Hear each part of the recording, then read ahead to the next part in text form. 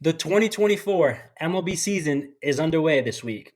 It's award prediction time, and we're bringing you a part one of a three-part series where we go over award candidates for each team with the winner predictions as well. Today, we're going to go over the Rookie of the Year for the AL. Later this week, we will do the NL, while the next two parts of the series will be for the Cy Young and MVP later down the road. Let's start off with the Baltimore Orioles. Jackson Holliday, the number one prospect in baseball. He raked in spring training and has raked in the minors. I do think there's still a small chance that it's a little too early and that he needs a little more body maturity. But so far, that doesn't seem to be an issue for him. I like Holiday over the Orioles rookies like Westberg, Mayo, Kerstad, and Colton Cowser. Hopefully, we see Holiday up late April with the Baltimore Orioles. Next, Boston Red Sox, Sedan Rafaela. Rafaela, the number 76 prospect in baseball, has made the opening day roster for Boston. Rafaela, the past 2 years in the minor, has hit over 300 while stealing 28 and 36 bases and hitting 21 and 20 home runs. Red Sox don't really have any other guys that could compete for the award as far as projection goes. Next, New York Yankees, Austin Wells. Wells, the Yankees' number 5 prospect, is the main guy for 2024 for the Rookie of the Year conversation for the Yankees, as Jason Dominguez won't be back up until June because of Tommy John surgery. Wells started off slow last year, his first 8 games when he came up, but finished hitting .317 in his last 11 games, and then went on to hit .355 with 4 home runs in his final 8 games.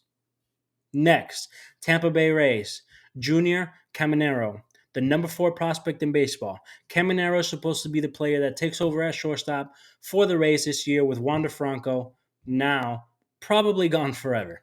Caminero was optioned to the minors to begin the season, but barring any issues, I expect him to be up after the Rays secure another year of control over him by late April, early May. Caminero last year in the minors hit .324 with 31 home runs and 500 plate appearances between high A and double A. Next, Toronto Blue Jays, Ricky Tiedemann. Ricky Tiedemann, starting pitcher, the number 29 prospect in baseball, is next up for the Blue Jays. He should be up for them sometime in 2024. Tiedemann's issue in the minors has been health, and he has only thrown 78 innings and 44 innings his 2 years in the minors. One thing he does is strike out people. So if he can stay healthy and throw 150 innings this year, those strikeout numbers would be insane. Before we move on, we would really appreciate it if you guys could hit that like button, comment down below who you think will win Rookie of the Year for the American League. This really helps us out with the YouTube algorithm, while you can also stay in touch with us and know when we drop our next videos. We're trying to get to 1,000 subscribers. We would really appreciate it. Thank you. Let's keep going. Chicago White Sox, Drew Thorpe, the number 85 prospect in baseball. Thorpe was traded from the Yankees to the Padres and then to the White Sox all in one offseason. Thorpe was named the minor league pitcher of the year and has had success every step of the way in the minors. The White Sox have a lot of replaceable pieces in their rotation, so I could see Thorpe getting a shot some point in 2024. Moving on to the Cleveland Guardians, Kyle Manzardo. The Guardians' number 2 prospect and the number 59 prospect in baseball put up big numbers in spring training, but did not make the team to start the season. I could see him coming up and being a DH for the Guardians early in 2024, as Josh Naylor is already at first base for the Guardians. Honorable mention for the Guardians, though, is Chase Delator, an outfielder who has also put up big numbers in the minors and spring training. The Detroit Tigers, Colt Keith. Colt Keith is the number 22 prospect in baseball and the Tigers' number 2 prospect. Keith is a career 300 average hitter. Last year, he also hit 38 doubles and 27 home runs while hitting .306 as a second baseman. It was between him and Parker Meadows for my choices, but I'm going to go with the guy who has produced the most in the minors, and that's Colt Keith. Next, the Kansas City Royals, Nick Lofton. Lofton is the number 2 prospect for the Royals. Nick hit .333 during spring training in 50 plate appearances. As of right now, he is predicted to be a bench piece, but if he hits those chances that he gets off the bench, he could see his way into the lineup, even if it's just as a DH spot. Next, Minnesota Twins, Brooks Lee.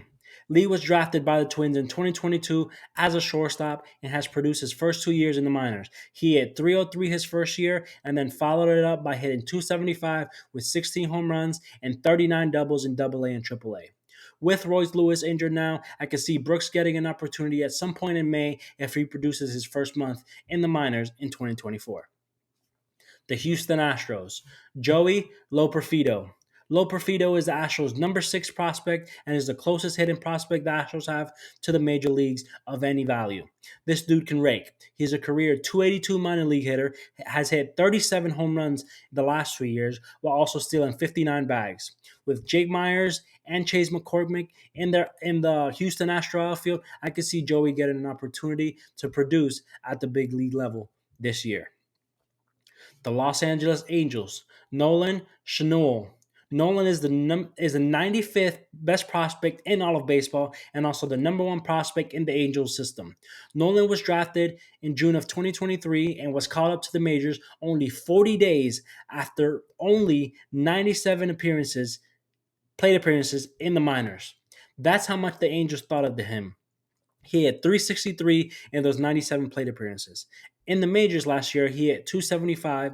He could also build on that and put up a nice rookie season to compete for the Rookie of the Year award. Moving on, Oakland Athletics, Mason Miller. Mason Miller is a hard-throwing right-hander that reaches more than 100 miles per hour on his fastball. Miller was a starter in the minors, but it didn't pan out in the big leagues. He is now projected to be the closer for the team. If Miller can get 30 plus saves and strike out guys like he's projected to do, he could possibly see himself in the Rookie of the Year conversation. The Seattle Mariners, Emerson Hancock. Hancock was drafted 6th overall in 2020 by the Seattle Mariners. He is currently their number 11 prospect. Hancock was supposed to start in the minors this year, but due to the injury that happened to Brian Wu, he started with the big league club. Hancock had a good first 2 years, but had a rough year last year in AA with a 4.32 ERA in 20 games that he started. Hancock averages between 93 to 95 miles per hour and has a four-pitch arsenal that includes a four-seam fastball, a sinker, a changeup, and a slider. Lastly, we have the Texas Rangers, Wyatt Langford. Wyatt Langford, the number 6 prospect in baseball, is a stud. He is an outfielder drafted out of the University of Florida in 2023. Langford only played 44 games in the minors before he was called up to the big leagues this year. During those 44 games, he hit 360 with 17 doubles, 10 home runs, and 12 stolen bases, while also having more walks than strikeouts.